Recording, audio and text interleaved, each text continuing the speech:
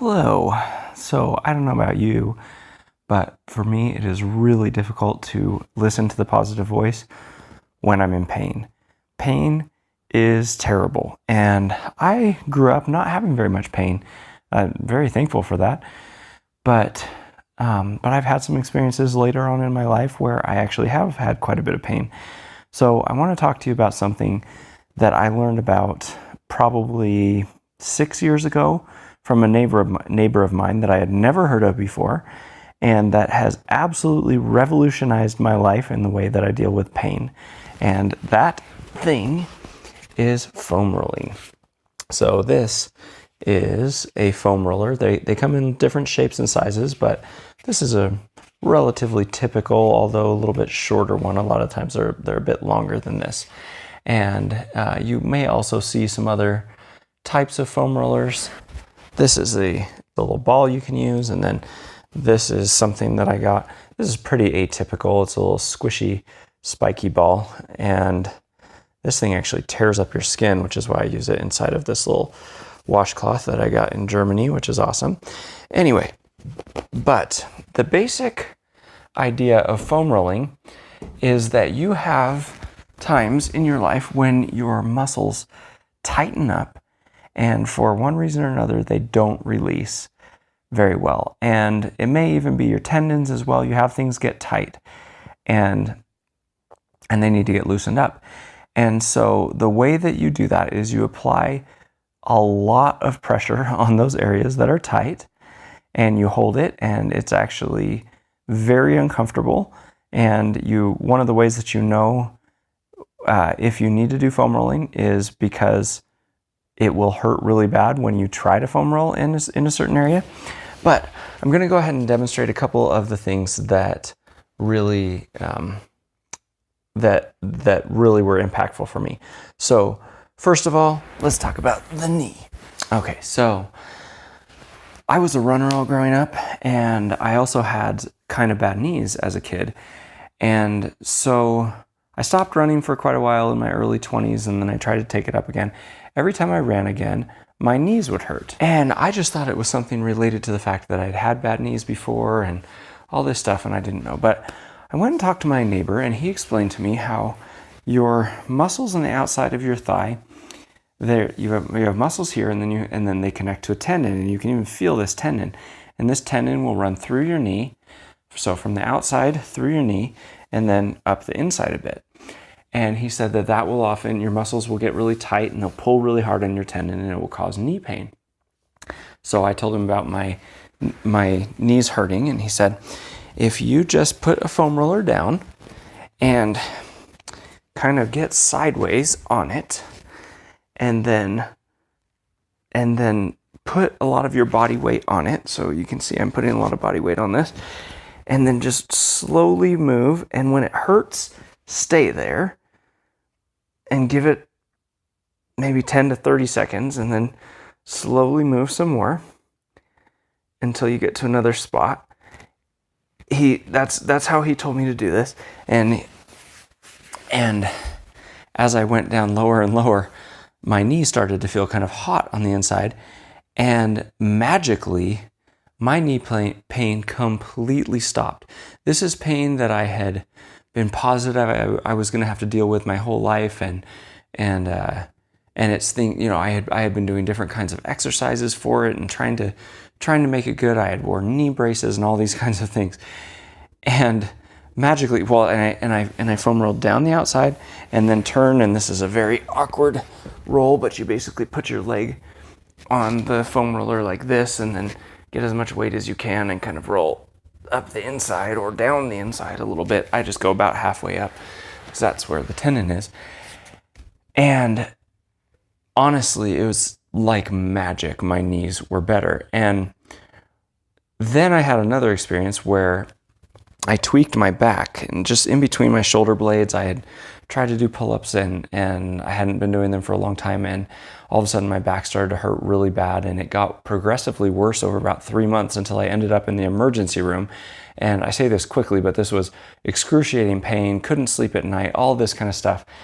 And ended up in the emergency room. They did an x-ray and they said you have no spinal cord damage, and but they gave me very heavy pain medications and muscle relaxers and sent me on my way. And the muscle relaxers, that's a clue to what's going on. So I went to this guy who was a massage therapist and a physical therapist, and he basically took his elbow and jammed it into my neck like this, or top of the shoulder where it touches the neck, and just pushed it and held it there for over a minute, maybe 2 minutes. And it hurt so bad. And after the first time, my pain was probably 80% of the way gone. And then he did it maybe 2 more times, and my pain was basically gone. And I learned from that. So many times when we feel pain, it has something to do with our muscles. And I had always grown up going to chiropractors, and I'm not a doctor, but I will tell you that a lot of what I went to chiropractors for, I have been able to fix with foam rolling. And I haven't even had any kind of need to go to a chiropractor for quite a long time. And it's really fantastic. And I also am exercising and trying to keep my back muscles very good and everything. But a couple of other areas that I foam roll would be if I'm having any pain in my feet or in my lower legs, definitely I foam roll the calves. I just sit on the roller and kind of lift up and roll back and forth on my calf. And then my shoulders, I have quite a bit of pain in my shoulders just due to not exercising them enough and then trying to do something really strenuous. And I will foam roll right on the front part of my shoulder. Actually, I go all over, but I'll go where my pectoral muscle comes into my shoulder and really do this. And this is where I'll use the ball. Sorry for the microphone noise there. I'll use the ball to roll that. And then right up on the front of your shoulder, you have quite a bit of tendon and muscles, and things get tight there. So that's a real big area to foam roll. I'll do around the outside, although I don't notice that much. And then right underneath the muscle in the back of your armpit, where basically your arm is coming into your lat muscle, right in there, and getting up in there and doing that as hard as you can. That's a big one.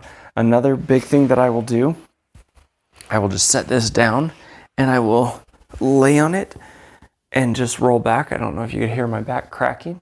This is a nice one for cracking your back, but 2, because I get very tense in between my shoulder blades. And so I can really work out the knots here. And then the final thing, and I'm just telling you what I do, so this is not a recommendation. I do my neck. And this is a nice soft one. I don't do the balls with my neck. Maybe I do, I don't know.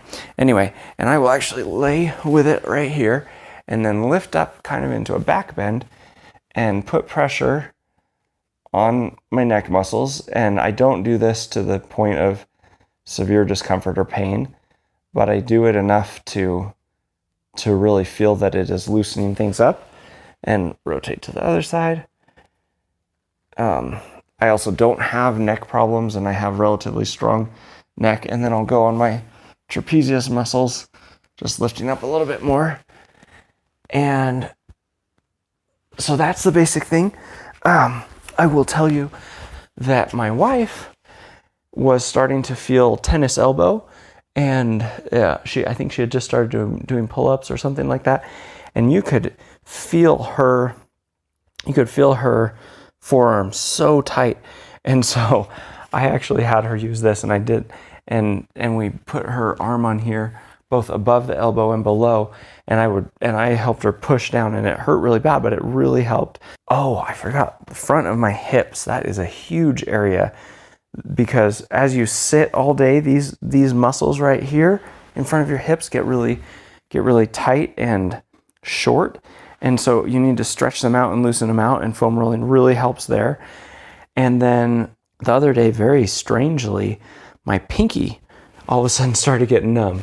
And it took about a half hour, started feeling a little bit numb. And by the end of a half hour, it was like a dead finger sitting on my hand. It was the weirdest thing. And so I looked it up, and you have this ulnar nerve that goes down through your arm, and it goes through a part on the inside of your elbow right here, and then out to your pinky. And they showed some diagrams, and they showed how people will get the nerve goes through some muscles and it will get pinched off, and people will get surgery to have that loosened up and everything. And along with the principle of foam rolling, I said, well, I wonder if this would work. And I just pushed as hard as I could. Not as hard as I could.